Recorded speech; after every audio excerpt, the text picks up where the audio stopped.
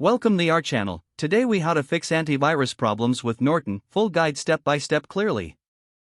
To begin, ensure your Norton antivirus software is up to date. Open the Norton application on your computer.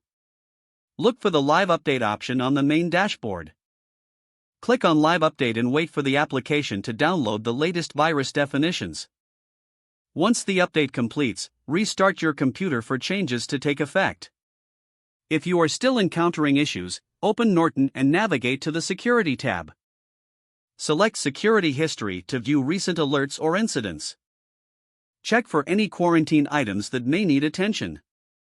If needed, restore or delete these items based on their threat level. Next, run a full system scan for any undetected threats. Click on Scan and then select Full System Scan. This process may take some time, depending on your system's size. Once the scan is complete, review any findings and take recommended actions. If problems persist, consider reinstalling Norton Antivirus. Download the Norton removal tool from the official website. Run the tool to completely uninstall the previous Norton version. After uninstallation, restart your computer. Next, visit the Norton website to download the latest version of the software. Follow the installation instructions to set up Norton again. Once installed, perform a live update to ensure everything is current. Finally, check your settings to customize features as needed.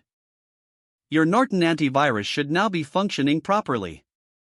If the page does not load, refresh the browser or try again in a private or incognito window. Make sure you are using the correct email address, then retype it carefully to avoid small typos. If your password is not accepted, use the reset option and create a new strong password you can remember.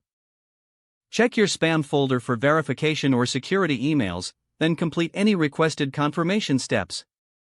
Enable two-factor authentication if available to improve account security and reduce unauthorized access risk.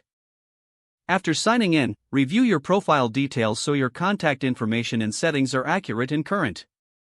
If you see an error message, note it down and try again after restarting your device and internet connection. Don't forget to like this video and subscribe to our channel for more step-by-step tech guides.